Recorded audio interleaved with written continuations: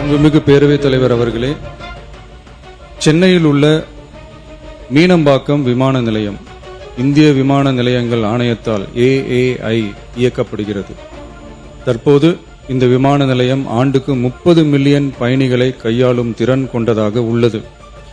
வளர்ந்து வரும் சென்னை மாநகரத்தின் தேவைகளை கருத்தில் கொண்டும், பயணிகளின் வசதிகளை கருத்தில் கொண்டும், தொழில் வளர்ச்சியினை கருத்தில் கொண்டும், சரக்கு போக்குவரத்தை அதிகரிக்கும் வகையிலும் புதிய விமான நிலையம் அமைப்பதற்கான தேவை ஏற்பட்டு உள்ளது. புதிய விமான நிலையம் அமைப்பதற்கு தேர்வு செய்யப்படும் இடம் பெரிய அளவில் விவசாயிகளை பாதிக்காத வகையிலும், அதிக அளவில் குடியிருப்புகளை அகற்றாத வகையிலும் அமைய வேண்டும். ஆனால் முந்தைய அரசு விவசாயிகளை பெரிய அளவில் பாதிக்கும் வகையிலும், குடியிருப்புகளை அதிக அளவில் அகற்றும் வகையிலும் விமான நிலையத்தை அமைப்பதற்கான முயற்சிகளை மேற்கொண்டது. ஏகனாபுரம் மற்றும் இதர கிராம மக்கள் இந்த விமான நிலையம் அமைப்பதை எதிர்த்து நடத்திய போராட்டங்களை அறிந்து நான் 20/1/2025 அன்று அப்பகுதிக்கு சென்று அங்குள்ள மக்களின் குறைகளை கேட்டறிந்து பின்வரும் அறிவிப்புகளை வெளியிட்டேன்.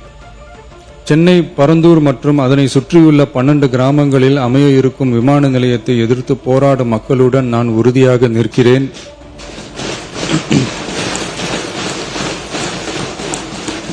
நீண்ட நாட்களுக்கு மேலாக இந்த திட்டத்திற்கு எதிராக போராடி வரும் விவசாயிகளுக்கு எனது ஆதரவை தெரிவித்துக் கொள்கிறேன். விவசாயிகளே நாட்டின் முதுகெலும்பு. இந்த விவசாய நிலங்களை பாதுகாக்க இந்த மக்கள் போராடி வருகிறார்கள். விக்கிரவாண்டியில் அக்டோபர் 2024 நடந்த பொதுக்கூட்டத்திலேயே பரந்தூரில் புதிய விமான நிலையம் அமைப்பதற்கு எதிர்ப்பு தெரிவித்திருக்கிறேன். தொழில் வளர்ச்சி மற்றும் அதற்கான விமான நிலையங்களின் பங்கு பற்றி நான் நன்கு அறிவேன். அதற்கான என்னுடைய முழு ஆதரவும் உண்டு. ஆனால் பரந்தூரில் இந்த திட்டம் அமையக்கூடாது. இந்த திட்டம் குறித்து அரசு மறுபரிசீலனை செய்ய வேண்டும். குறைவான விவசாய நிலங்கள் பாதிக்கப்படும் வகையிலும், மக்களின் வாழ்வாதாரம் பாதிக்காத வகையிலும் மாற்று இடத்தை தேர்வு செய்ய வேண்டும் என தெரிவித்திருந்தேன். மக்கள் மத்தியிலே நான் அன்றே அறிவித்ததை நிறைவேற்றும் பொருட்டு புதிய விமான நிலையம் அமைப்பது குறித்து உயர் அதிகாரிகளிடமும் துறை வல்லுநர்களிடமும் விரிவாக ஆலோசனை நடத்தினேன். ஏற்கனவே நான் உறுதி அளித்தவாறு பரந்தூரில் புதிய விமானம் நிலையம் அமைக்க மேற்கொண்ட நடவடிக்கைகள் இந்த அரசால் கைவிடப்படும்.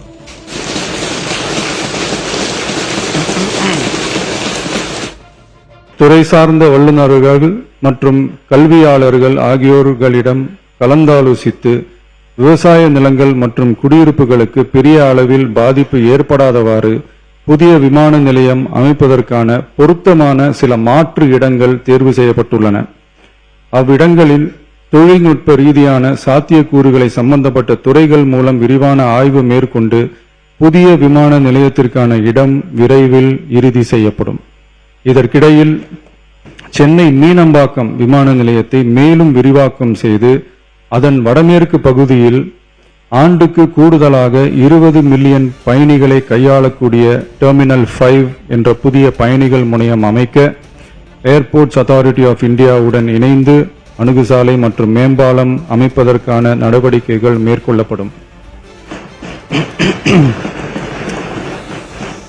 சென்னை மீனம்பாக்கம் விமான நிலையத்தில் தற்போது நடைபெற்று வரும் டெர்மினல் 3 பயணிகள் முனையம் கட்டுமான பணிகள் முடிவுற்ற பின் ஆண்டுக்கு 35 மில்லியன் பயணிகளை கையாளக்கூடியதாக இருக்கும். மேலும் புதிய டெர்மினல் 5 பயணிகள் முனையம் செயலாக்கத்திற்கு பிறகு ஆண்டுக்கு மொத்தம் 55 மில்லியன் பயணிகளை கையாளக்கூடியதாக இவ்விமான நிலையம் இருக்கும்.